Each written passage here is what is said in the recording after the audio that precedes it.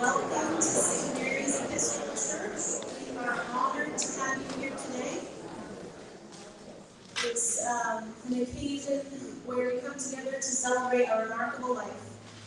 So, my name is the Reverend Hannah Wilder. I'm the vicar here of St. Mary's, and we just want you to have a time to connect with God and one another and to remember and celebrate a remarkable woman. It's a time when we will probably laugh and cry. All emotions are okay. And just so you know, we have restrooms right across the hall. So please feel free to get into that. We also have water in ice chests outside. Anybody needs water. If you have questions, there are people wearing wooden name badges. Deb right here in the middle. Raise your hand. And other people wearing wooden name badges can answer questions. I do want to say welcome and hello to everybody watching on Facebook and YouTube. I know some people are far away, and Debbie had quite a community of people who loved her, so we welcome you too. And now I want you to pray with me. The Lord be with you. Let us pray. O God of grace and glory, we remember before you this day our sister Deborah. We thank you for giving her to us, her family and friends, to know and to love as a companion on our earthly pilgrimage. In your boundless compassion, console us who mourn. Give us faith to see in death the gate of eternal life, so that in quiet confidence we may continue our course on earth until, by your call, we are reunited with those who have gone before. Through Jesus Christ our Lord. Amen. Bill asked me to speak from the heart about Debbie just a few minutes, so I will just tell you that Debbie Benson was the clerk of our board, and her minutes were immaculate. They were salient, timely, and organized. She was dependable. You could count on her. She did what she said she was going to do. She showed up where she said she would. She was also the co-chair of our outreach committee with Don Keyser, and she touched hundreds of lives with her commitment to making sure school children had shoes, socks, underwear, school supplies, so they could start the school year with dignity. She led a life of service, which is what God calls us to take care of our neighbors, and she was an example of that life. She wasn't just a member of the church to me, she was a pillar of this community. And she was kind, and she was quiet, and she was a force to be reckoned with.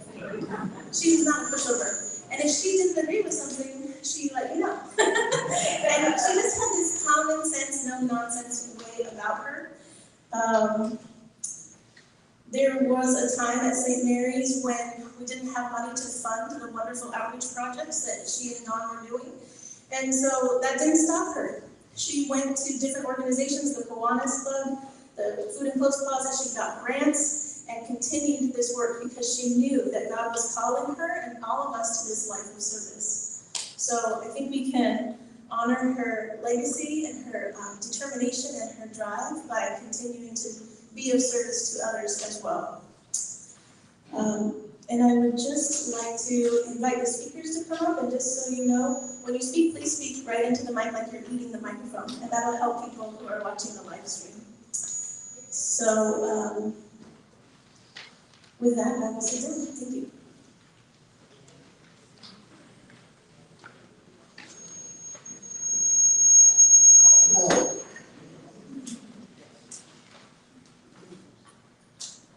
I'm going to probably read this, because if I don't, I won't get through it.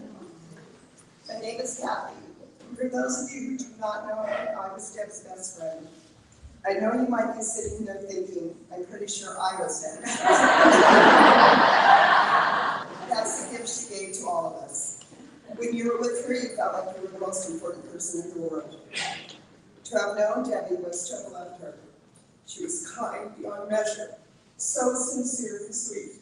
She was funnier than ever, and so much fun to be with. She was real. She brought calm to our friendship, and I brought craziness.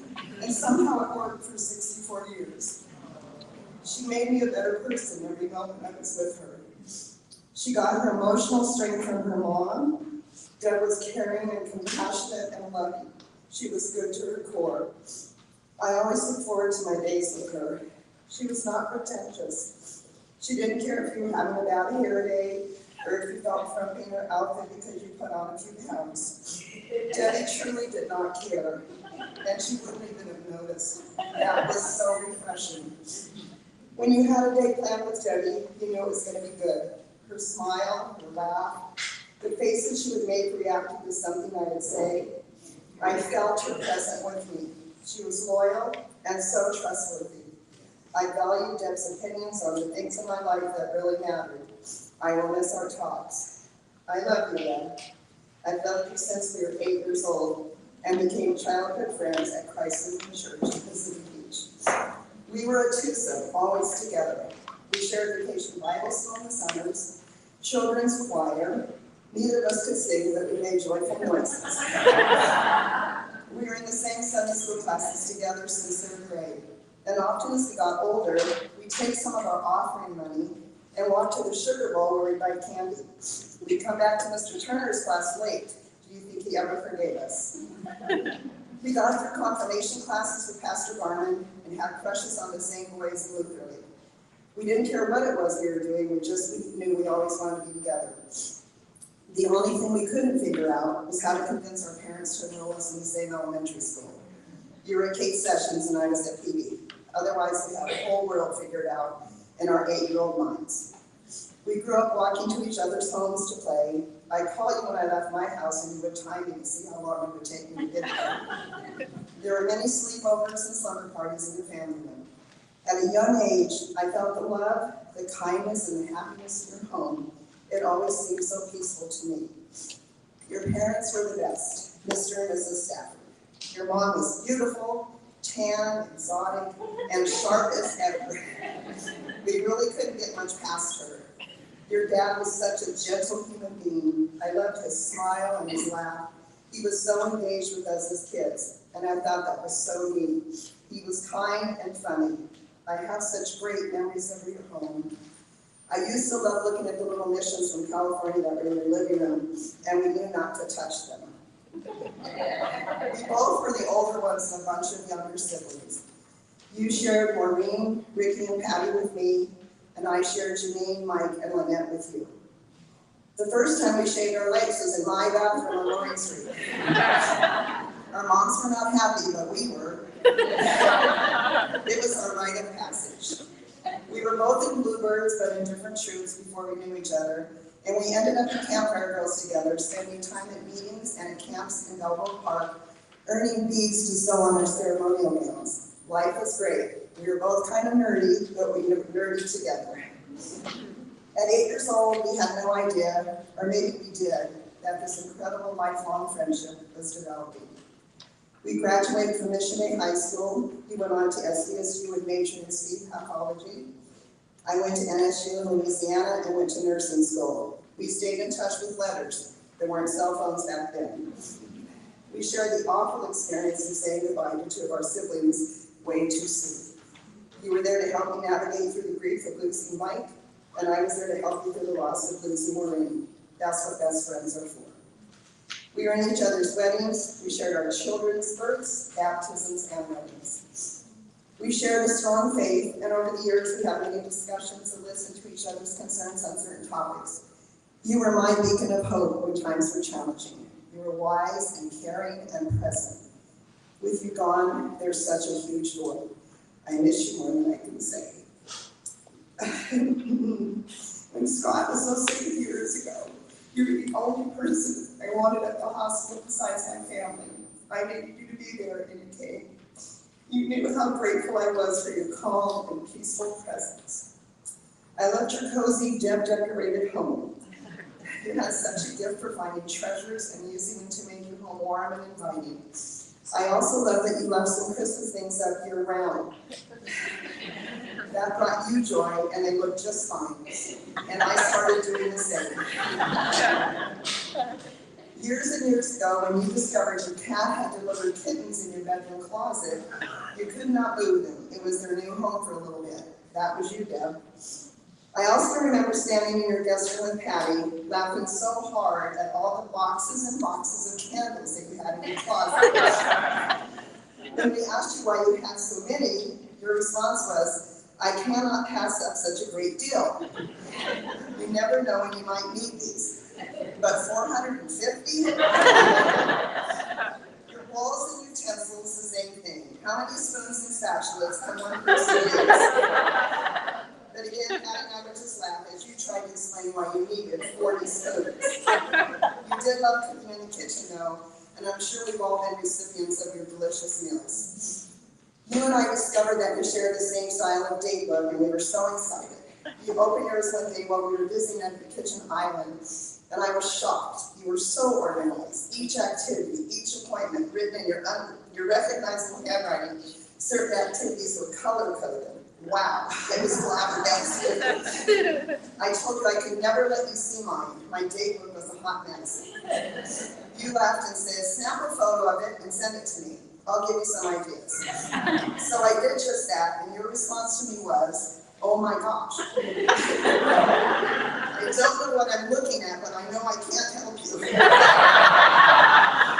You used to make me laugh so hard. Speaking of Deb's calendar, everyone knows she had a busy one. She loved life. Her plate was often full, but she made it work so effortlessly, so organized, and loved every minute of it. She was so giving to so many. She had so much more life to share. Oftentimes I would get a very newsy email from Deb that she had posted at 5 in the morning or some crazy early time. She said it was her favorite time to write. When I saw her name pop up on my screen, I grabbed a cup of coffee, got cozy, and delved into them like a good book. Her emails were often stories about her family, stories about Bill, often a long-range fishing trip, or coastline in the desert in a motorhome. Stories about Bill in Spain with Kyle, or discovering Africa. Stories about yummy dinners in your backyard with friends, enjoying the fresh fish that Bill had just caught. There were so many stories about the trips the two of you planned together. I was always amazed at how organized all of your shared trips were. And Deb would say, Bill is the planner, I get to go along. And another favorite expression of Bill's that Debbie shared was, if he's not on a trip, he's planning a trip. You supported him in his love for traveling and exploring from the very beginning to so many beautiful places in the world. And you also traveled together to so many of those places. You had such incredible adventures. The two of you created the most awesome memories along the way. There were always updates on Kyle and Chelsea, Emily and Liam, Julia and Jason. Deb was so proud of any and everything all of you did. Kyle and your mom was so proud of the career choice you made, your compassion for children and teaching them. Over the last few years, she shared your work with high school kids at risk. She told me how challenging it could be for you, but at the same time, you found it so rewarding. A fun mom story that she shared recently was that she shared how she organized your spice cabinet, Kyle and Chelsea. It made her so happy because Kyle, you told her you actually liked what she had done. These little things are what moms talk about, even though you're all grown up. Family was her life. Julia, when you decided to go and switch careers and you pursue nursing, your mom was so happy for you. I got to hear so many stories that you shared with her. She was so proud that you were able to do so much, despite having to navigate through the COVID times. I still laugh, Julia, at the story your mom shared about the video you made. It was you demonstrating how to do a physical exam for your OB rotation using a pillow. Your mom also sent me a picture recently of her hospital badge when you became a critical care nurse. She was so proud. Amelie and Liam, when your grandma shared stories about you, which was every time we were together, her eyes lit up, her smile was wider, it had captured her heart and soul. She loved you both beyond what words can describe. She loved every minute she could be with both of you. Amelie, I know from your Grammy that you love to swim, and it's hard to get you out of the water. Debbie used to joke and say she thought you were part fish. Most recently, she enjoyed your 9th birthday party, and she wore a t-shirt with different princesses on it. Liam, your Grammy sent me a picture a while back. You were at her house and you were making your own gummies. And one day when you were baking crescent rolls and Nutella, she told me you said to her, Grammy, I love baking with you. She was so happy when you went to the mountains with your daddy and grandpa, and she recently shared a picture of you catching fish with Aunt Julia. I remember hearing about birthday parties with pirates and solar systems, and most recently ninjas. Along the way, Doug's little sister Patty became one of my dearest and treasured friends. Instead of her trying to crash our slumber parties, suddenly we were all grown up and planning fall trips to Julian, spring trips to Coronado. Deb would always try to buy Patty a birthday gift, and Patty would do the same for her. This was a sister tradition. Neither of them could remember if they had already bought something before or not. They would do the same thing for treating for lunch. It was so much fun to be a part of. We spent many years enjoying the different Christmas trees at the Hotel Dow and shopping in the stores. Each spring, we spent a day walking around Coronado and enjoyed lunch at McGill's. We enjoyed a Victorian tea at the Hotel Dow and also at the Julian Tea and Cottage. We were afraid we were going to get asked to leave the tea room in Julian, as all the food they brought to us was in such small portions, we were starving when we left. Whenever we were together, the three of us, we would just laugh at the silliest things. I want to always remember Debbie's laugh. It would be very remiss of me if I did not mention Rubber Man. For those of you who knew Deb and I well, you know of this blob of yellow rubber. When Deb and I were in junior high school, we pooled our money together and bought Rubber Man at Delta Drug. Mr. Stafford gave us a discount, as he was the pharmacist there. So for 60 plus years, we have shared RM, as we affectionately refer to him. He's had his arms and legs pulled off and pinned back on, and he's lost his luster. Over the years, when there was a special occasion, a joyous event, or a time when we were sad and needed our best friend, Rubber Man would appear on our porch, through the mail, in a small box, always with a note. I would keep him for months, and then suddenly I realized Deb needed him. No words were spoken, just off he went. We did this for 60 years. That little rubber blob meant the world. Back in 2018 at my retirement party, Deb was out of town. So she gave the task to Patty to bring Rubber Man into the party. He came sitting on a deck chair and wearing sunglasses. RM is now retired too. Deb, if it were at all possible, I'd send RM to you right now. We had lunch last month. We were so excited because Bill was due home in a few days from a fishing trip. You two had planned quite a getaway up the coast into Oregon. Even though there was lots of planning and organization, you two seemed to make it happen effortlessly, a testimony to who you were together in all of this. You truly loved each other. You respected each other, supported each other's interests and goals. It's too difficult for me to imagine Bill without you. In all of this, I do find great comfort, and I hope that your family and friends do as well, knowing how strong your faith was. You're at peace, you're okay. A favorite Bible verse that we both love was Psalm 46:1. God is our refuge and strength, a very present help in trouble. And a hymn we also loved, a few of the words were, whatever my lot, thou hast taught me to say, it is well with my soul. Deb, until we're reunited in heaven, know that I have never had nor ever will have a friend who I've loved this much. And I'd like to just read one little poem from a book that Debbie gave me for my birthday in 1969. And it just shouts, dare to be happy, Don't shy away. Reach out and capture the joy of today. Life is for living. Give it a try. Open your heart to that sun in the sky. Dare to be loving and trusting and true. Treasure the hours with those dear to you. Dare to be kind. It's more fun than you know.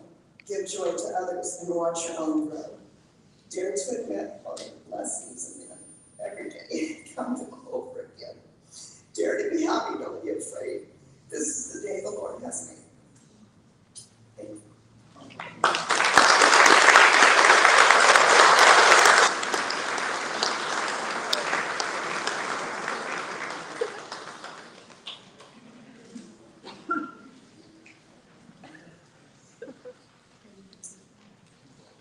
Hello, my name is Maureen. I'm one of Debbie's nieces, and I'll be sharing some thoughts about Debbie written by my mother, Patty. The Stafford family consisted of 4 kids. Debbie, the oldest, had 3 younger siblings. Sister Maureen was 3 years younger than Debbie, brother Rick 4 years younger, and Patty, my mother, 6 years younger than Debbie. As adults, the 6-year age difference is nothing, but to children that difference is huge. For example, when my mom was in elementary school, Debbie was in high school, and when she started junior high, Debbie was in college. Needless to say, they didn't really have a lot in common back then, simply due to the age difference. Debbie didn't often involve herself in the antics of her younger siblings. She was just Patty's oldest sister, who really didn't want much to do with her, and Patty was simply the pesky younger sister, who she sure annoyed the heck out of Debbie. As adults, they would compare notes from their childhood, and as expected, they had very different memories and perspectives of those days. But of course, with adulthood, that all changed. Debbie became not only Patty's sister, but her confidant and best friend. They began having children about the same time, which was a huge bonding experience. And in those early years of raising their families, that bond was made even stronger as they navigated through uncharted waters after the death of their sister Maureen, and shortly after that, the passing of their mom. Throughout all the turmoil in those years, Debbie was my mom's steady rock. Her strong faith in God gave her calmness and steadiness that allowed my mom to lean on her more than she ever knew. It is only now that Debbie is no longer here that she realizes how much she depended on her. She can't tell you how many times a day she thinks, I have to tell Debbie that, or I'll have to ask Debbie about that, only to remember a split second later she can't do that anymore. Debbie was not only a wonderful sister to my mom, but a wonderful aunt to me and my sister Jessica. She was loyal and encouraging, quick to laugh, warm and steadfast. Aunt Debbie helped make every birthday, every graduation, every holiday gathering feel special. And of course, she was always showing up with bowls and platters of delicious food. I remember eating a twice-baked potato for the first time one Easter in Ramona in the mid-90s. Everything Debbie made, every recipe, every dish, every card, every scrapbook page, every letter, it was crafted with care, and it turned out perfectly. My mom can't imagine what her life would have been like without Debbie's constant love and support, and she loves her deeply every day. Our lives have been made so much richer and fuller by having had Debbie in them, and for that we're forever grateful.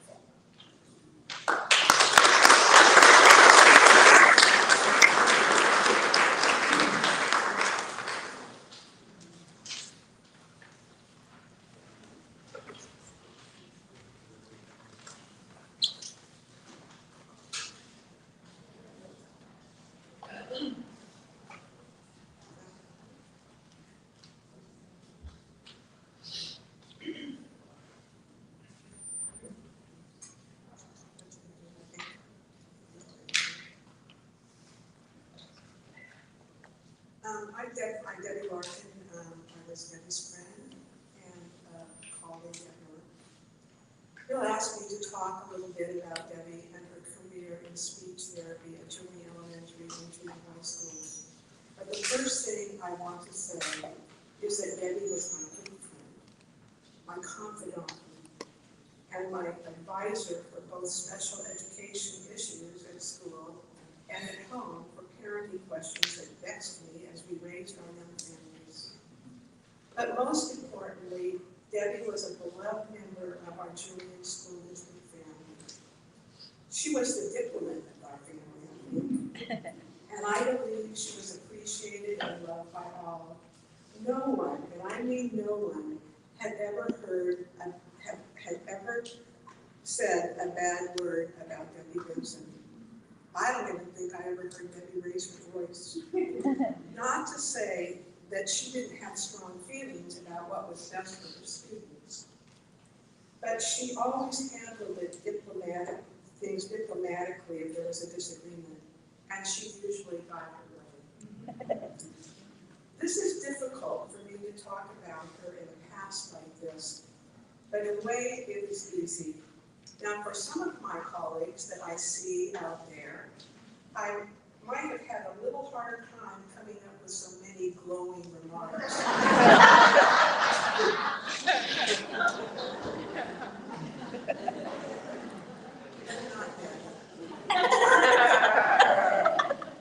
She had a way about her that was calm, easygoing, and unhurried. But don't be mistaken, the deep, that relaxed demeanor was a teacher with high expectations and an unwavering belief in her students' potential. She knew that you didn't need to rush or push to bring out the best in children. Instead, with patience, kindness, and steady encouragement, she motivated her students to reach higher, to believe in themselves, and to achieve those goals written in stone on those time-consuming IEPs that we in special education all had to live by. And this is before computers that were used. We were old school. We had to, in the beginning, we had to handwrite all of the pages of goals and objectives. And Debbie had this beautiful handwriting. It was all printed. And it was so distinct, I don't think I've ever seen any printing like that. So she was usually encouraged to be the writer. The rest of us sat around, said what we wanted, and then we wrote it down. And I also want to mention that Julian had only one speech therapist. Unlike large school districts who have specialists available to call in to support low incidence speech and language student needs. No matter what the issue, Debbie was expected to become an expert overnight, to meet the needs of every child who walked through our doors, and she did. Her gentle approach created a nurturing environment that can be compared to a garden of flowers, like the one that I think we're going to hear a song about soon. Debbie tended her classroom garden where each child was a seed full of promise. Her patience and dedication were like sunlight and rain as we all watched her students sprout and grow and blossom. And her little classroom for speech students, all achievements, both large and small, were celebrated with her encouraging words and with her treasure chest of one of the biggest collections of colorful and sparkling stickers you will ever hope to see on a school campus. Forget gold or jewels. One of Mrs. Benson's shiny stars or a smiling face sticker could light up a child's entire world. One day, a first grade boy was marched into my office by a playground supervisor, sobbing and disheveled because he had thrown dirt in another boy's face and shoved more of it in the other kid's mouth for good measure. When I asked him what happened, he told me that the other boy had ripped his Leonardo sticker that Mrs. Benson had given him. He pulled a torn and smudged Teenage Mutant Ninja Turtle sticker out of his pocket and burst into tears again. Later, after sorting out the discipline and apologies, we went to Debbie's office and she gave him another sticker. Debbie understood that sometimes all it took was a sticker and a pat on the back to turn a tough day into triumph. I read something recently about how teaching in California these days is like trying to catch butterflies in a windstorm.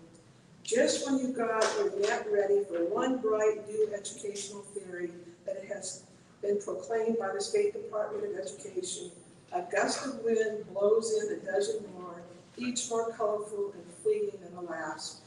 By the time teachers finally catch up with the latest method, it's already fluttered off fluttered off and replaced by something new.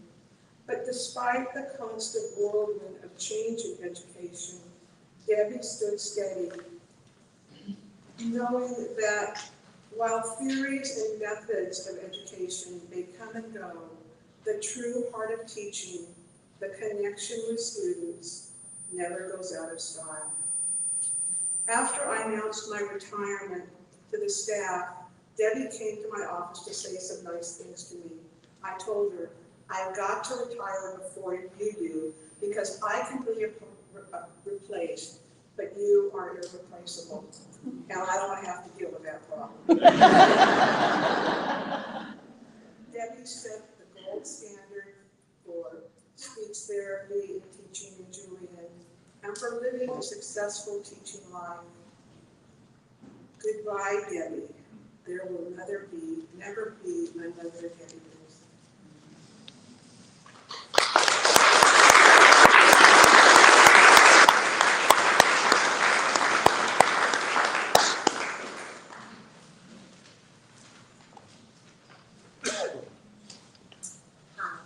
My name is Jan Stone, and I was blessed to have Debbie as a forever friend.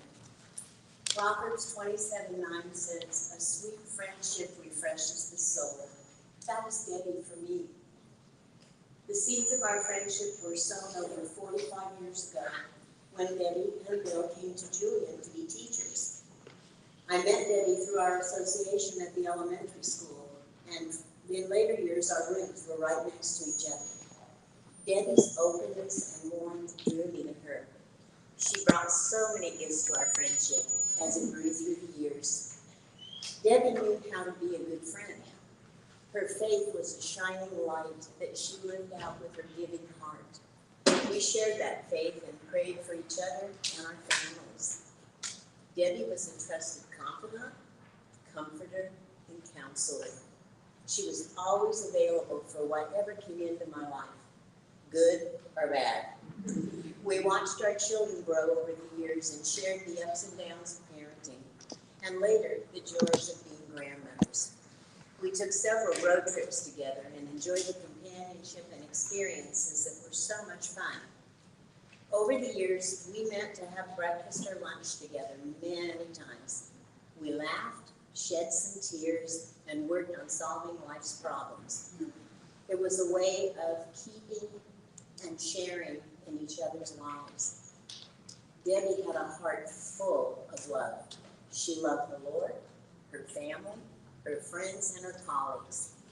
Her love extended to those less fortunate or those going through hard times. Many of us here today have benefited from her giving heart. Debbie was famous for showing up with a casserole and encouraging words. If it was a happy occasion, casserole with happy words. If it was a sad occasion, casserole with sympathy and encouragement. Debbie and I had a breakfast date the day before she went to the hospital. She was down the hill from Ramona to bring a casserole to my daughter, whose family was caring for my granddaughter who was ill at the time. Just another example of her giving heart. I am so grateful we had that last breakfast together. It was one last time to say, I love you, to a cherished friend. As I close, I'd like to share a memorable story from our friendship that Bill asked that I include. It was December 1981. It was dinner time at my house, and the phone rang. It was Debbie. She said Bill was off the hill, and I was her backup. I thought, backup? That was news to me. She was 9 months pregnant, and she had back pains all day. Now they were worse and more frequent. I said, Debbie, I think you're in labor. How often are the pains? Well, she wasn't sure, but they were coming closer together. I said I'd be right over. I set off in my trusty Datsun station wagon. Bella and Debbie had a driveway that had a steep incline, similar to this. But I made it to the top. Debbie was inside writing a note to Bill to tell him we had left for the hospital. No cell phones, of course, at that time. I said, Debbie, we need to get going. As I backed up, I tore out the entire exhaust system on my car on the steep driveway. I said, Debbie, we're going to try to get the car back up to the top of the driveway, and then we're going to take this other car that's sitting there. With this teary voice, she says, but that's our old car and it doesn't work very well. I'm thinking, it's the only car we've got. I said, Debbie, get in, we've got to go. I was driving down the mountain at a very high speed because I'm looking over at Debbie's hand that is clasping the door, and her knuckles are going like this and getting white, and then it goes like this. And then I glance again and they're going like this and getting white. And I am praying for a highway patrolman as I go 85 miles an hour through Wisconsin. Her labor pains were getting much more frequent. And in the meantime, Bill returns home. He's been down in the city at a class, and he sees my exhaust system laying at the bottom of his car. So he races into the house. He finds the note from Debbie. He has poured himself a glass of milk, which after reading the note he put in the cupboard because he was not to put it in the refrigerator. And off he goes. Meantime, Debbie and I were at the hospital in a labor room, and she's crying and saying she wanted Bill. She wasn't the only person. I am trying to remember Mama's breathing exercise. Finally, here comes Bill, hair askew and out of breath, but he made it in time. And later that night, they were presented with Kyle. Having Debbie in my life was one of the greatest blessings that I've had. And precious Debbie, thoughts of you will always be in my heart and in my mind. I say goodbye for now, but I know we'll see each other again.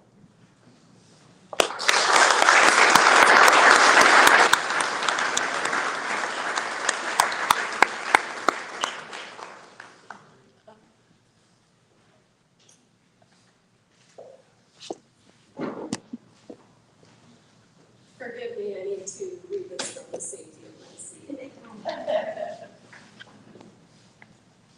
I found it difficult to articulate the lifetime of being a daughter to Debbie. It's hard enough to find words, let alone keep it short.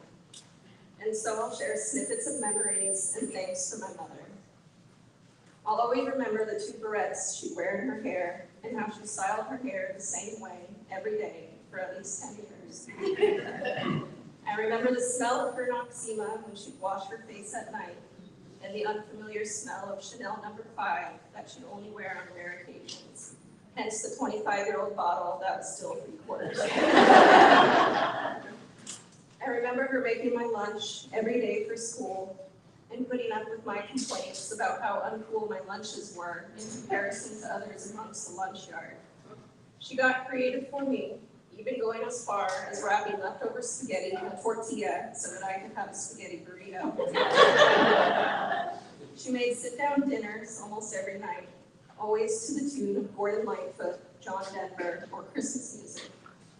She was patient with me when I would run out on our table so I could join my second dinner next door with the Reynolds family.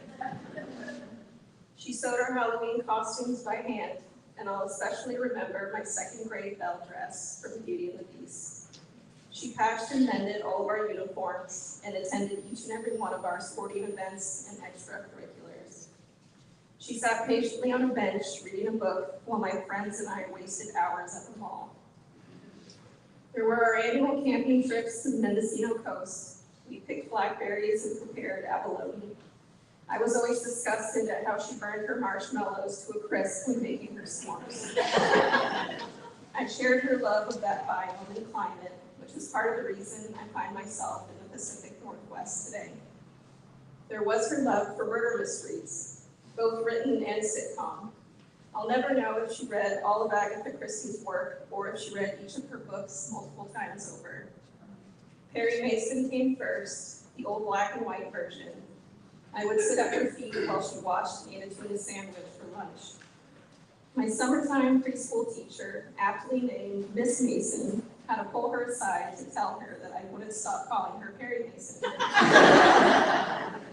Then there was Murder, She Wrote, and Matlock. This exposure to murder mysteries at a young age cultivated an irrational fear of being murdered that I didn't get over until my mid to late 20s. I say I'm over it, but I still can't check into a hotel room or Airbnb without looking behind the shower curtain across the house. And then there was the original Star Wars series. We watched those VHS tapes over and over until they wore out and we had to upgrade to DVD. I had always assumed she was a closet science fiction geek, but later found out she despised the genre and it was all for Harrison Ford. I remember her work family at Julian. I grew up alongside those teachers and their families. Their kids babysat me, I babysat for them. We spent spring and summer vacations together, and I lurked around their classrooms after school. I grew up assuming that this is what every workplace was like, and boy was I wrong. Her time at Julian Union was a unique place and time with a unique collection of people. I find that I have been striving to find that idyllic combination in my professional career. She was the glue that connected us to our extended family. I'm grateful to have grown up celebrating every birthday and holiday with my cousins, aunts, and uncles.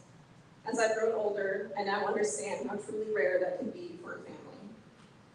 She instilled a love and appreciation for family and community that has created an unbreakable support system that is carrying our family now.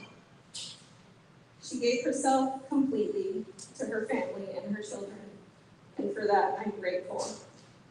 Kyle and I had an extraordinary childhood and a best friend as we moved through adulthood.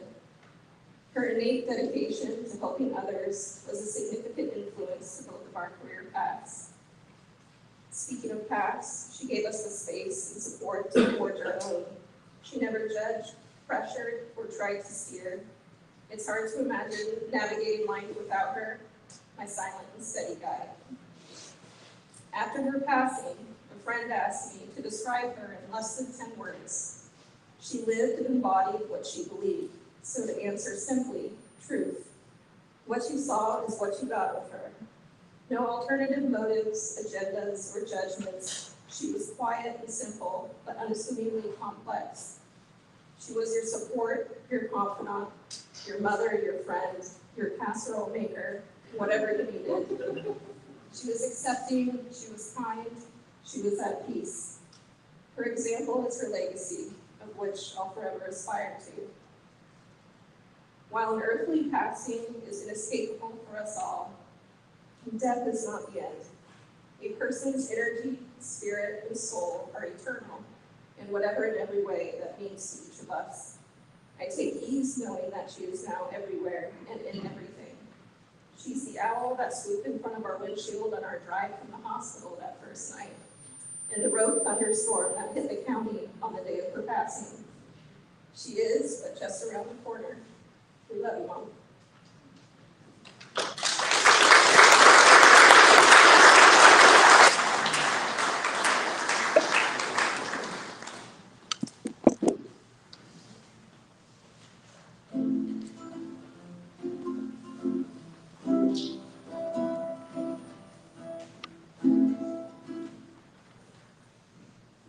My big belly.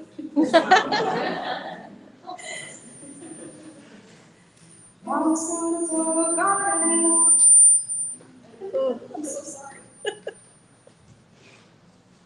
just building anticipation.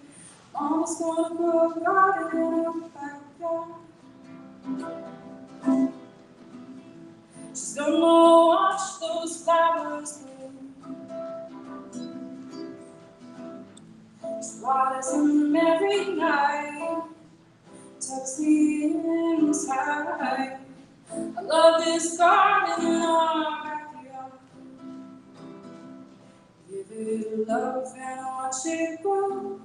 Learn to be proud of the seeds you sow. Take the time to listen to the trees. Give it love and watch it grow. Life is fast, take it slow. Make time to listen to the trees. These are the lessons God didn't taught me.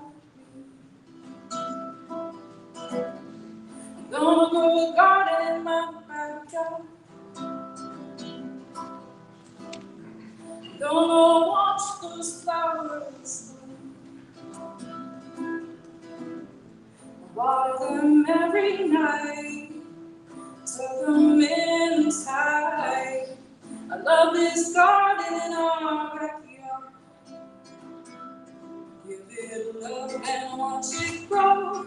Learn to be proud of the seeds you sow. Take the time to listen to the trees. Give it love and watch it grow. Life is fast, take it slow. Make the time to listen to the trees. These are the lessons God didn't taught. If the soil's tough, keep digging. If the rain don't come, stay with it. If the sun don't shine, pray for it.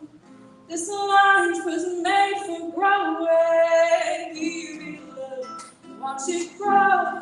Learn to be proud. The seeds you sow, take the time to listen to the trees. She gave it love and watched it grow. Was proud of the seeds she sowed. Took the time to listen to the trees. These are the lessons that God didn't taught me. These are the lessons that God didn't taught me.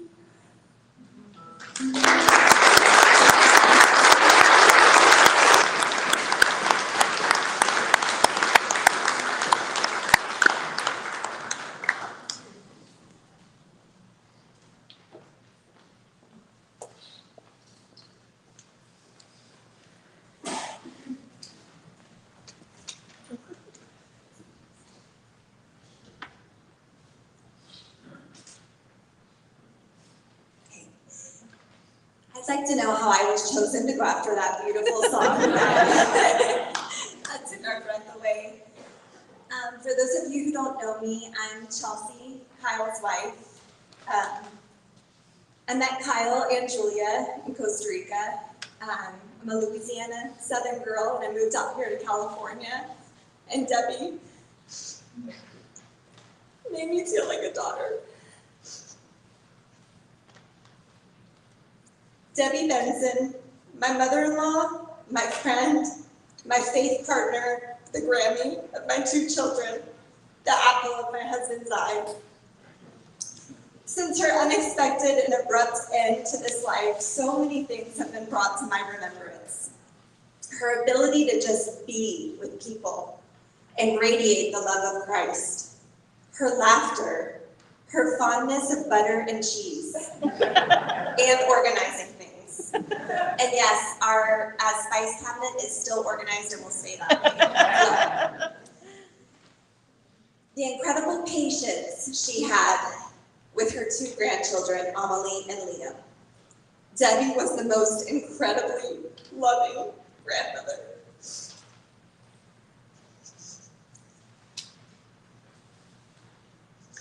She met our children where they were developmentally and shared in their excitement over every milestone. I can still see her swinging my daughter Amelie on the swing in our backyard for what seemed like hours. She never complained. We would try to switch out with her so her arm wouldn't get tired, and she would respond, "I'm fine." She even got on the trampoline recently with our kids. They loved her so much and would look forward to her visits. We spent more time with her due to the pandemic and our daughter's needs. She had a room in our home and an even bigger room in our hearts. Our son Liam should be devastated that the Grammy he absolutely adored is no longer on this earth. They were so close. I can see her in my mind's eye coming into our home with all of her bags filled with goodies for a new baking recipe or a science experiment. Liam is not devastated. He is sad, yes, as we all are, but he knows his Grammy is in heaven and that he will see her again. This is faith. This is what it is all about, and this is what Debbie Benson was all about. Her life was a testimony to God's goodness and love. Debbie was a woman constantly seeking God. Before sitting down yesterday to write this, I looked through all of her prayer journals, and there were many scriptures and prayers that Debbie wrote, highlighted, and meditated on over the years. I have memories of seeing her at our dining room table with her books spread out, poring over the words of God. I bookmarked a page in a book where she wrote in her typewriter-like handwriting, "Memorize," with an exclamation point. This is what she highlighted to commit to her memory. The language of faith.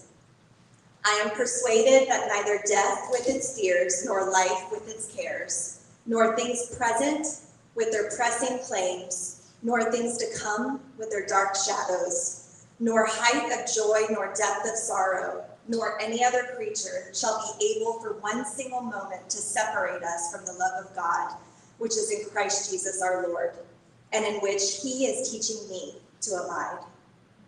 Wow. I've learned that what comes out of a person is what they put in. The love that Debbie showed those around her could only be explained by her love walk with Jesus. She taught me so much about trust. Debbie had an insatiable hope. In reading her journal, she prayed for family members to know God, and she renewed her mind to the word of what God says about healing to apply it to her granddaughter, our daughter Amelie. Debbie would consistently speak words of light and encouragement into our situation with our daughter. She knew that her granddaughter Amelie will speak again, and she would constantly point out the progress she has already made and give all the glory to God. There is so much I could share about my personal relationship with Debbie and the unconditional love and grace that she showed me through welcoming me wholeheartedly into her family.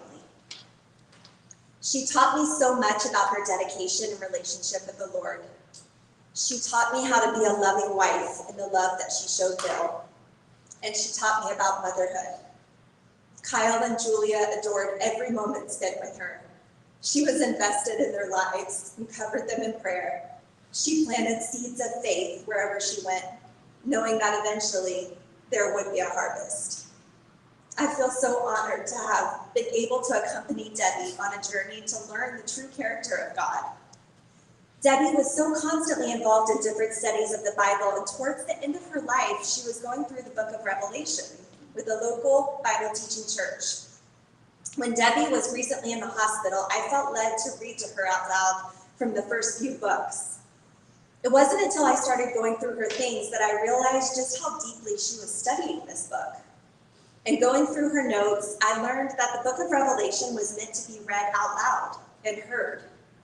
It was written to frightened and persecuted Christians, and it was meant to give comfort and hope. Debbie was learning to take her eyes off of the things of this world and to center her eyes on Jesus, to have eternal vision. She was preparing for her homecoming. I am forever grateful for every minute I was able to spend with her, and for the seeds of faith that she planted in our home, in her community, and the lives of her family, friends, and strangers. The book of Galatians reads, "The harvest you reap reveals the seeds that you planted. If you plant the corrupt seeds of self-life into this natural realm, you can expect a harvest of corruption. If you plant the good seeds of spirit life, you will reap beautiful fruits that grow from the everlasting life of the Spirit. And don't allow yourselves to be weary in planting good seeds, for the season of reaping the wonderful harvest you planted is coming." Debbie is in heaven now, the place she was studying about before she left. Grammy, it has been a true blessing and honor to spend so much time with you. Until we meet again, I love you and I miss you.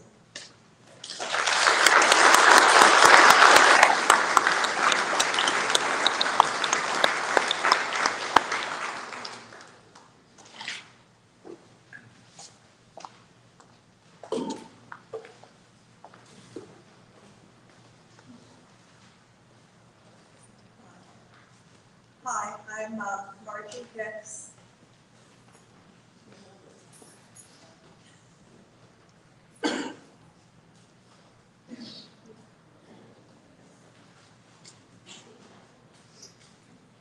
I'm Margie Hicks, a dear friend of Debbie's, and I want to thank Bill for trusting me with the honor of speaking about my dear friend and your beloved wife, Debbie.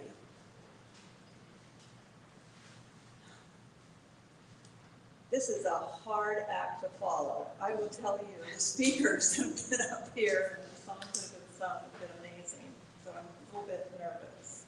Thank you. Okay.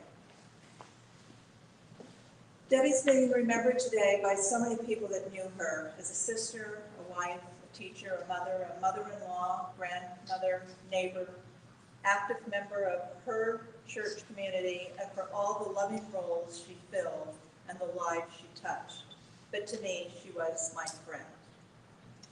I first met Debbie 35 years ago, and like all friendships, ours grew over touch points of shared seasons and experiences, similar interests, and an abiding love for God.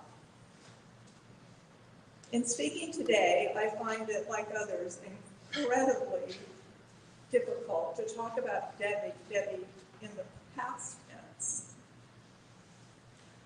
I miss her physical presence among us. So where do I begin?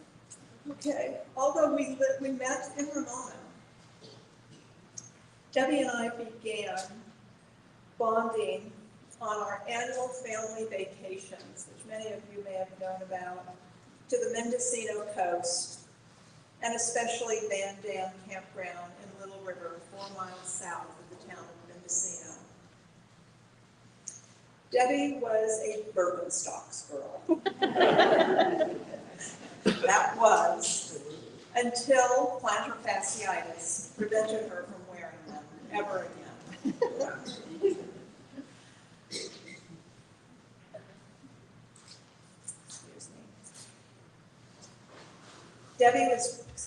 Debbie was recycling before it was trendy. And one of our fun activities with the kids was hitting thrift stores in Mendocino and Fort Bragg. We bought wonderful treasures there. Clothing, shoes, it was hard to bypass the Birkenstocks, cookbooks, you name it. We found treasures in those thrift stores. She loved cooking and had a special interest in all things organic. The time we spent perusing kitchen stores and organic markets would leave most people sleeping in the corners. She loved organic and vegetarian restaurants, but could also enjoy a good steak or her favorite salmon dinner at the Little River Inn. And she probably had other favorite dinners, but that was one we shared over and over and over, or I watched her eat. I didn't always get the salmon, so what can I say? On these camping trips, while our husbands were off diving for abalone or fishing for rock cod, we spent the days in camp watching over our young children, hiking along Fern Canyon, taking the kids to town to visit the village toy store and get an ice cream cone, then reading and swapping Mary Higgins Clark's murder mysteries. I think we read between us, well, probably each of us, and Debbie Larkin as well, every book that woman read. Those trips to Mendocino continued for more than 30 years. We pounded abalone and cooked more abalone dinners than we could count. After dinner came the evenings of s'mores for the kids, Us too, burnt ones, I know, I like them burnt as well. Hard to explain. And a nice glass, and for us later, a nice glass of wine around the campfire. The children grew, their activities changed, from sliding down the hill on carpet squares, samples that we got at carpet stores, producing plays to entertain their parents, to the funniest games of charades ever. We laughed. Debbie delighted in watching her kids grow in confidence and enjoy life. As the children grew up, we found ourselves in yet another era of just us adults. This meant more time to relax around the campfire, maybe a second glass of wine, and some great discussions. Debbie had more time to read, and with her brain space no longer commandeered by child rearing, her reading expanded beyond mysteries into all sorts of books. She loved to stop by the gallery bookshop at Bookwinkle's and peruse the shelves, sometimes sitting down to really delve into a book, and sometimes that book would be a cookbook. Mendocino has been a special place to me for more than 50 years. Bill and I, my husband, were married there. Yet 30 plus times that Debbie and I were there together and shared walks, stopping for tea, the places we had lunch, the dinners out with our husbands and others, the stores we perused, will mean that whenever I return to Mendocino, a piece of Debbie will be there to greet me. Back in Ramona, we attended the same church at that time, the Lutheran church, and collaborated on so much, both teaching Sunday school. Collaborated on so much. Debbie was involved, like here, in everything. We taught Sunday school, cared for the babies in the nursery, attended Bible study. She hosted a book club at her home. We had a women's ministry group that did all sorts of different kinds of things, including feeding the hungry. If there was something to be involved in, you could always find Debbie there, willing to participate and help. She gave of herself quietly, selflessly, never expecting anything in return. Once our children were out of college and embarking on their own adult adventures, we were able to plan and add travel destinations beyond Mendocino. My husband Bill and me, Bill and Debbie, Randy and Carol, who are friends visiting here from Texas.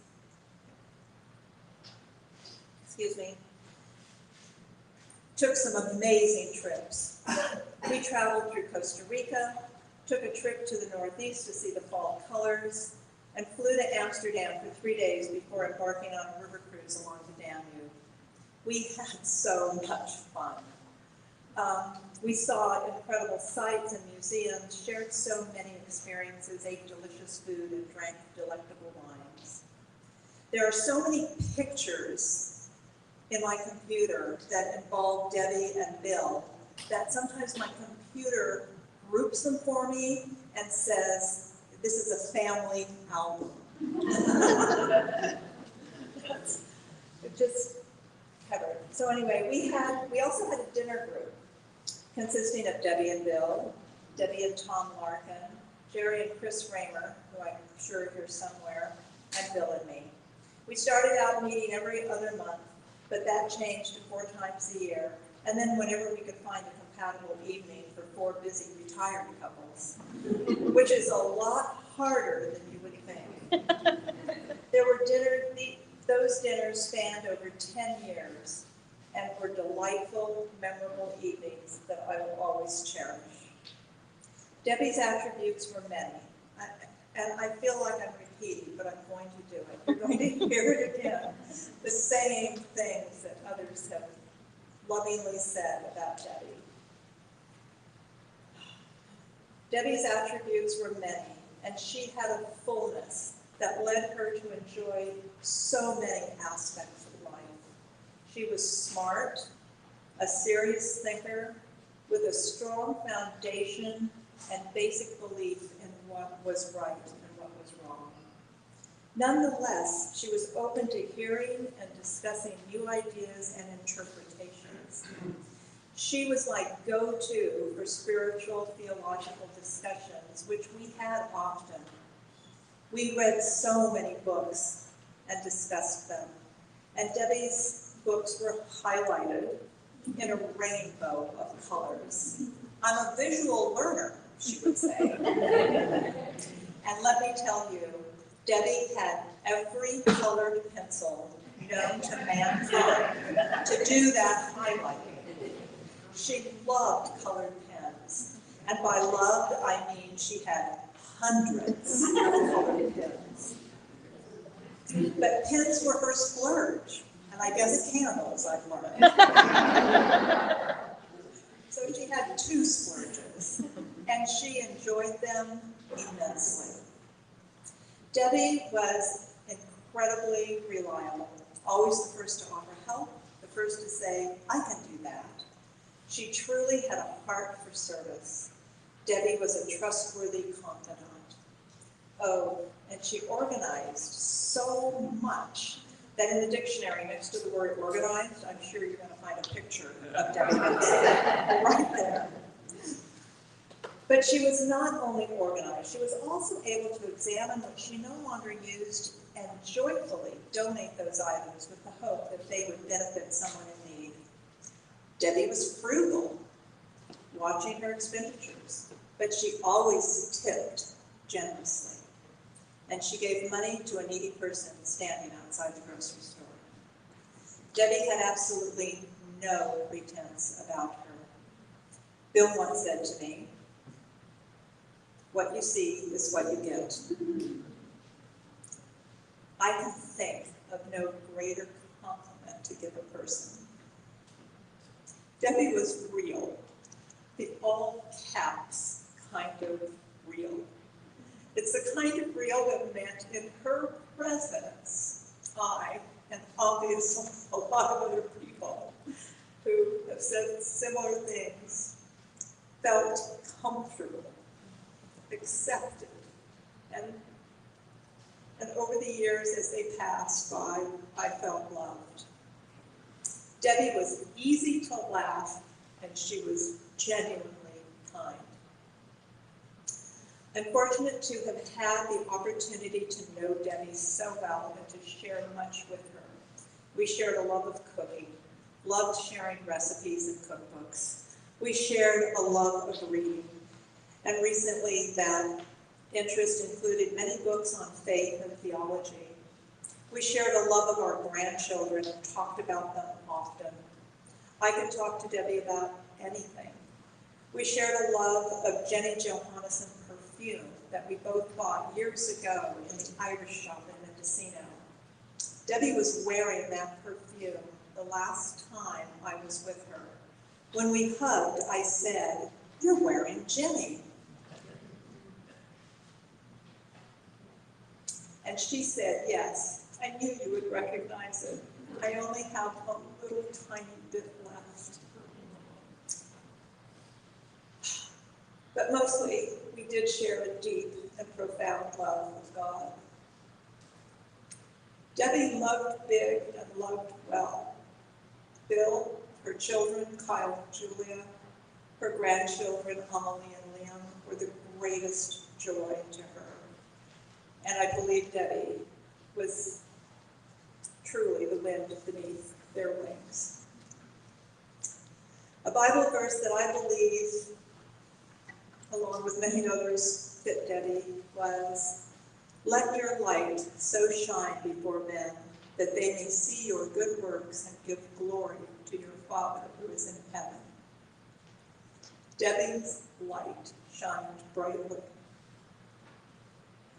Debbie died peacefully and with the hope of resurrection in her heart.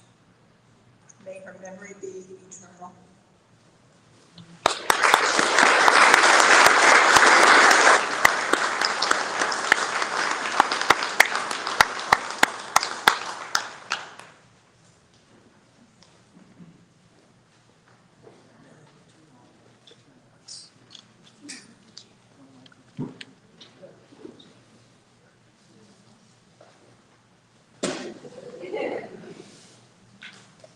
includes the dance portion of the program. Good afternoon. Good afternoon. For those of you we haven't yet had the pleasure of befriending, my name is Mary Van Cleve, and this is my husband Dave. And Bill did the honor of asking us to speak for a few minutes about him and Debbie as a couple. I've been privileged to know Bill and Debbie for 40 years. Can you believe it, Bill? We were kids. I've known them as professional colleagues, as classroom parents when I was lucky enough to have their kiddos in my classrooms more than once. Not because they had to. I should clarify, I switched grades. And I've been blessed to call them my great friends. So Bill and Debbie met 53 years ago. They were both counselors at Marston YMCA camp up in Julian. And Bill tells us that he knew from the time he met her that she was a kind and gentle soul that he wanted to spend his life with. So I want to tell you about the second time I met Debbie. First time was pretty standard. Mary and I had fallen in love and got together, and she said, well, I want you to meet my friends, Bill and Debbie. So we talked for a nice period of time, and I said, boy, these are great people that we want to spend some time with. And I saw Debbie again about 2 weeks later. In the meantime, Mary and I had been cast in a musical. And for, this will shock some of you, but I wanted to get in character. If I shaved my head. If I shaved my head today, you wouldn't notice much difference. 30 years ago, you would have noticed. So we were church shopping, and it was my turn to go shopping in Ramona for the right church. So I went to the Lutheran church. I didn't know anybody, but I enjoyed it. And like a lot of churches, they have a social get-together at the end in the kitchen. So I went in there and I said, oh my gosh, there is somebody I know, it's Debbie. So I went up to talk to her, and she was so kind. And we're just shooting the breeze, and after about 3 minutes, I realized she has no idea who I am. I said, you don't know who I am, do you? She said, I have absolutely no idea. My takeaway was she was so kind to me, in her mind, a total stranger. And the next 30 years, as we spent time with Bill and Debbie, she treated me as kindly as can be. I mean, there's no other way to put it. So, as a stranger, as a great friend of Bill and Debbie, I just cherished her ability to make me feel loved and comfortable.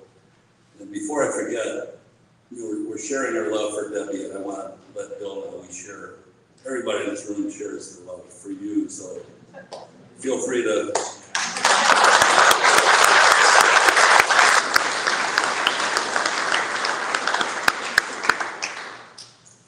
ask for help, and everybody in this room will be there.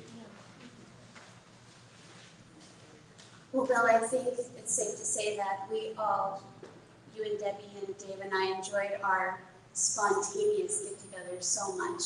Just one of us would call the other at 8 a.m., hey, are you up for breakfast at the club? Or we thought we'd go for a hike, would you like to join? Spontaneity is great and fun. If it was a planned event, you can bet that the planner was Debbie. She's the organized one. We had many great hikes in the Ramona grasslands, Barnett Preserve, the Ramona Historic Trail one year, which was really special. We even got to go camping to the famous Mendocino Coast. That was made sweet by the fact that my son Todd, who many of you know, lived up there for many years with his family, so they got to share the Bensons as well, which was really special. We enjoyed Vulcan Mountain dinner dances together and so many wonderful times. So one special time that I recall was Bill called up on a Sunday. Well, Bill had a lot of Facebook friends that were former students. And so Bill said, hey, Leah Keene is playing at the Turtle Rock Winery, which was just a mile up the road from our house. We were very close to Bill. So we said, sure, this sounds great. And one thing that I think we skipped over was that Leah Keene, our artist today, was a former student of Bill and Debbie's at Julian High School.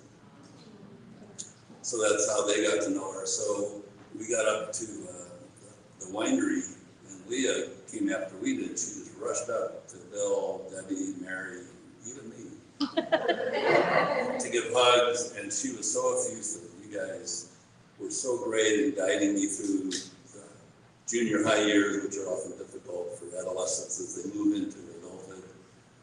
And you guys just guided me, and she even, I think this is great, she became a math teacher, just like Mary was a math teacher. So I asked, it was just a great time to be spontaneous with the Bensons and to see Leah once again, whom I remember singing as Marion the Librarian in The Music Man of Julian's. So we know that she had a great voice and a lovely, lovely presence. So to get serious for a few minutes, I've always admired Bill and Debbie as a couple. In Song of Solomon chapter 3 verse 4 it says, I have found the one whom my soul loves. Bill and Debbie found that loving each other, and it showed. It was uplifting to share time with them together. They genuinely cared about other people. They were always interested in what was going on in our lives, and they were devoted to each other. There was no bickering, no constant correcting of each other's stories. But to paraphrase Ephesians, they treated each other with all humility and gentleness, with patience, bearing with one another in love, eager to maintain the unity of their spirits. These seeds of devotion were so inspiring to us as a couple, and I'm sure to many of you as well. How marvelous for Bill and Debbie to share so many students and families into whom they both poured seeds of love and caring. How amazing to watch their garden grow together as loving parents, devoted, involved grandparents, as Christians sharing their faith, as community members, and as friends.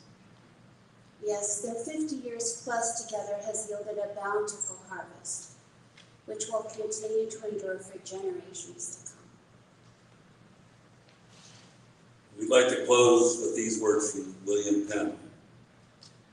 They that love beyond the world cannot be separated. Death cannot kill, it never dies. Nor can spirits ever be divided that live in love and root in the same divine principle. Death is but crossing the world as friends to the seas. They live in one another still.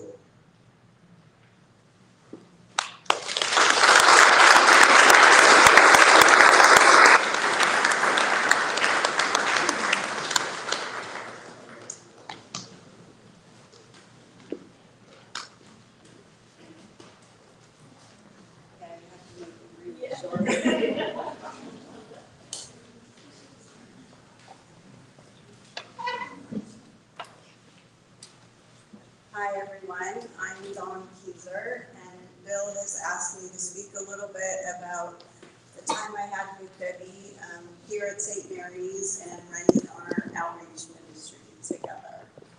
So I met Debbie about 10 years ago here at St. Mary's. She was the most joy-filled person I had ever met. Her smile would light up the room, and she always made you feel welcome. She was kind, giving, caring, and encouraging. She was the best listener and never judged. I will be eternally grateful for having her in my life. She was a sister that I always wanted. As Bill called us, we were soul sisters. A sister that I got to choose and was blessed to be given. Her friendship meant the world to me. She will always be in my heart. Sorry. She planted seeds of love in each of us that she would want each of us to cherish, grow, and pay forward. It was a gift to know her and share in her life. Debbie came to St. Mary's looking for a church that was active doing outreach. We instantly connected, sharing that same passion, and eventually we became co-chairs of the outreach ministry. Over the years, we worked on so many different programs, pouring our hearts into each one with the hope of giving back to the community. These are some of the programs that Debbie and I worked on together that were near and dear to Debbie's heart. The open door meal was a meal for anyone in need. She was the menu planner. For those meals, always finding new and delicious casseroles. At every meal, we were asked to say the grace. Debbie was always so good at this, coming up with the right words to say to touch every heart. On the other hand, I had such anxiety over this. The thought of Debbie missing a night and me having to say grace made me nauseous. Knowing this, right before every meal, Debbie would say, "Would you like to say the grace together?" With a wink and a smile, and we both would laugh. Well, look at me now, girlfriend. The one thing that was so important to Debbie with these meals was that we didn't just feed them one meal that night, but that we also sent home to-go boxes so that they could have another meal the next day. Our backpack school supplies program and our shoes, socks, and underwear program was also very important to Debbie. Every year we supplied children with backpacks filled with school supplies specific to their grade level. They also got to shop for a pair of shoes, a package of socks, and a package of underwear of their choice. One year a boy came up to us and asked if he could buy any pair of shoes. We of course said yes, and he responded with, "Even church shoes?" That brought a tear of joy to our hearts. Recently, we had a picture and a text of a third grade girl, Eden, that participated in these programs as well. Her mom wanted us to know how thankful she was for all that we had provided them. She let us know that on the first day of school, Eden had hooked a keychain on her backpack that said, "With God, all things are possible." Debbie firmly believed this in her heart and in every aspect of her life. And I believe knowing this made her faith even stronger.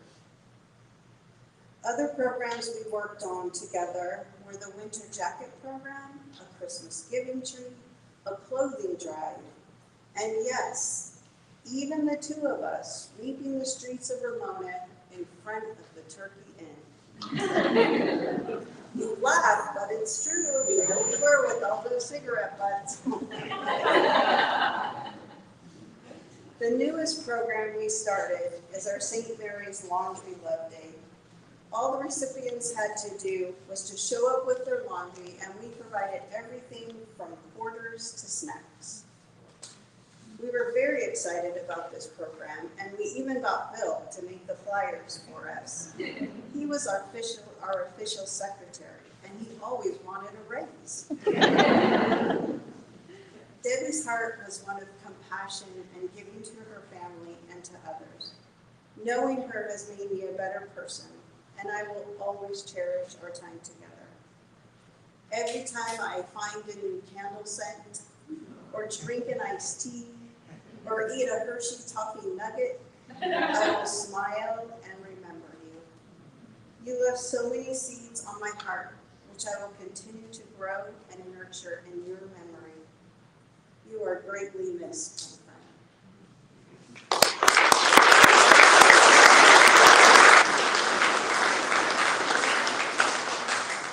friend. Yeah.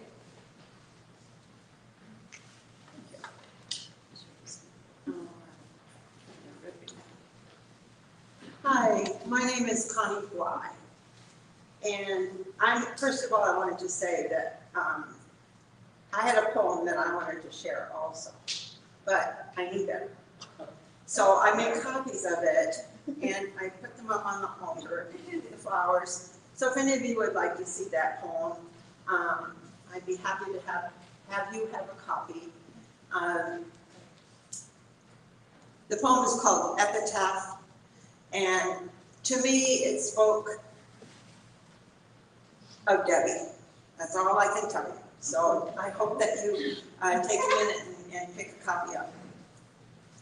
I'm here to share with you today all of the hugely important roles that Debbie played in the life of our congregation here at St. Mary's in the Valley.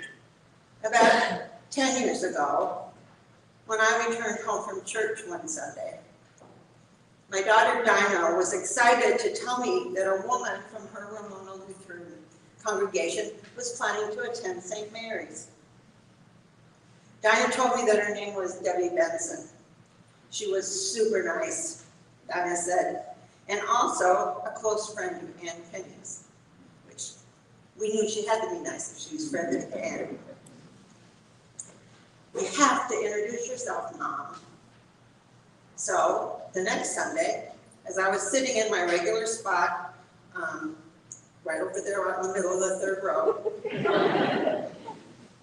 I happened to look around and I saw a woman standing in the doorway back there. And it was someone that I hadn't seen before. So we're a very small congregation. So when someone comes in that you haven't ever seen before, you know that they're visiting.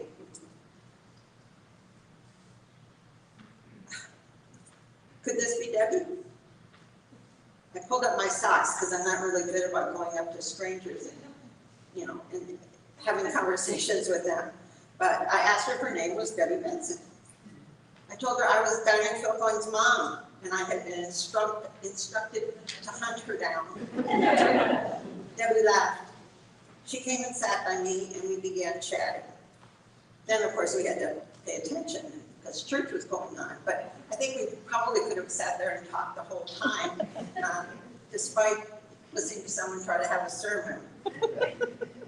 That auspicious occasion was, as they say in the movies, the beginning of a beautiful friendship. I knew Debbie came to St. Mary's because we had an active outreach program. And as she told me, she needed that, and she told me that she needed that to help feed her soul. Dawn has shared with you all the wonderful outreach programs that she and Debbie worked on over the years. But Debbie apparently felt she needed a bit more involvement in our St. Mary's family. Within a few weeks, Debbie told me that she was going to be teaching Sunday school with Dawn. She was excited, and as many of you are well aware, she was an awesome teacher. I've been trying to remember all of the other areas where Debbie became an active part of our congregation. She joined the ECW, which is the Episcopal Church Women Group, and was soon taking minutes of their meetings. She also became the official minute taker at our annual congregational meeting that's held at the first of every year. And for the past couple of years, she's been a member of the Bishops' Committee, and again, she was taking minutes. Not to step on what Hannah's already said, minutes, I might add, that were completed and turned in within a few days of the meetings. Thoroughly done, grammatically correct, and making very few corrections. Debbie attended the triennial ECW convention a few years back and came home with a better understanding of the Episcopal Church and the role of the Episcopal Church Women's Organization. She regularly hosted many of the ECW meetings, and she would host a beautiful tea annually for the women in her most gorgeous backyard. At the annual St. Mary's Fall Bazaar, she and Dawn chaired the kitchen committee. They organized soup volunteers and others who were willing to bake goodies for sale. It was always profitable, and the soups and baked goods were usually gone by the early afternoon.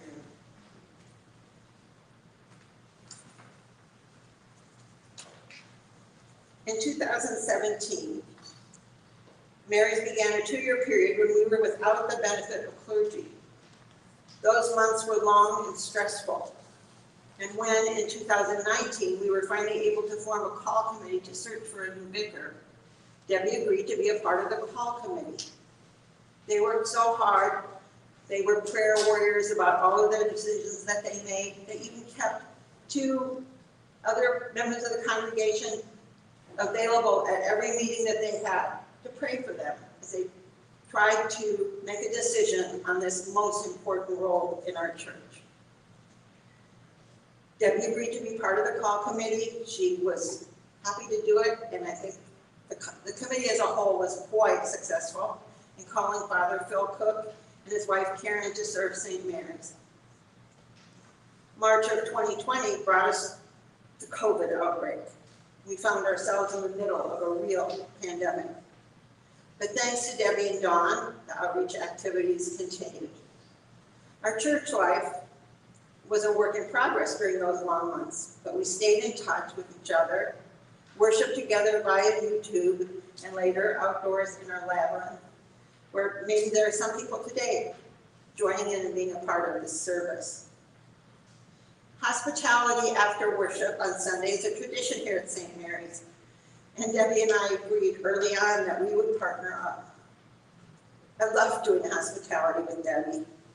We would talk about what to bring, and she could always say, well, I got this in the freezer, and I got this in the freezer, and I'll bring that, and I got this, and it felt like sometimes, unless I really said I was gonna do something, I could easily not done anything about it.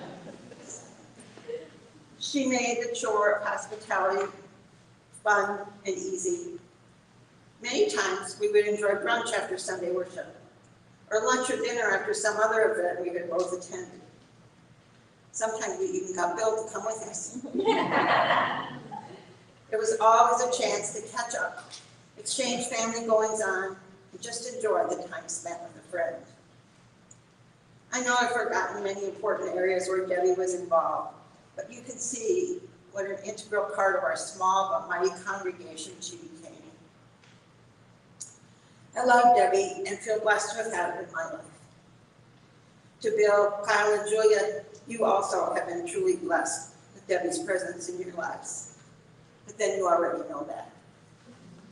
Debbie, rest in peace, mi amiga. We love you and we always miss you.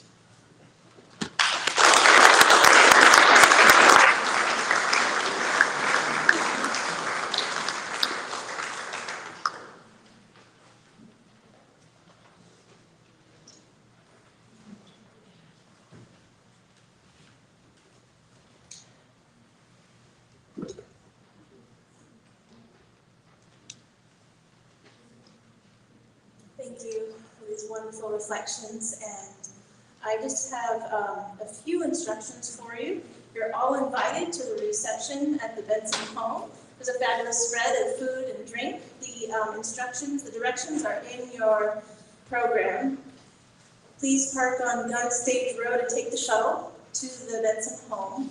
And if you have mobility issues, you can be dropped off right in front. But other than that, please keep that cul-de-sac clear so that the shuttle can just move smoothly through there. And so Leah's gonna play the final song, and then we will depart. And I just invite you to maybe depart reverently. We don't have to depart silently, but reverently as we make our way over to the Benson home. I will just say that Debbie was a seed planter. So if she planted a seed in your life, maybe think about it for just a minute. Is there some seed that she mentioned to you? Well, water that seed. Tend it. See where it takes you. Pray with me a final prayer, and then Leah will sing the final song. God and Father of us all, we pray to you for Debbie and for all those whom we love but see no longer. Grant to them eternal rest. Let light perpetual shine upon them. May her soul and the souls of all the departed, through the mercy of God, rest in peace. Amen.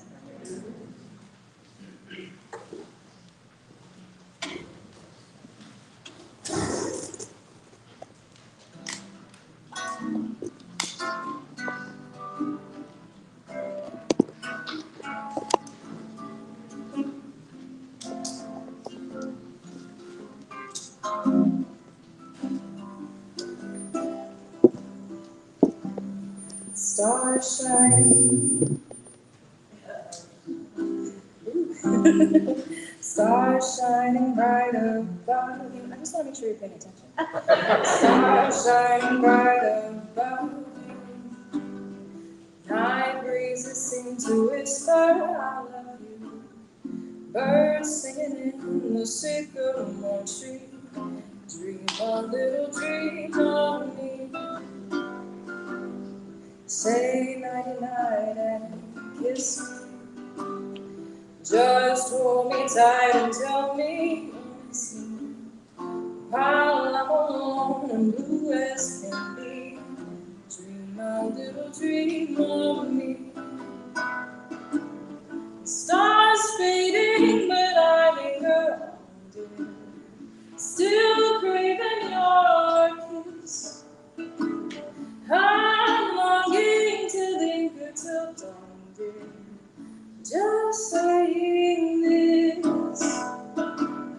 Sweet dreams till sunbeams find you. Sweet dreams that leave all worries behind you. But in your dreams, whatever they be, dream a little dream of me. But in your dreams, whatever they be, dream a little dream of me.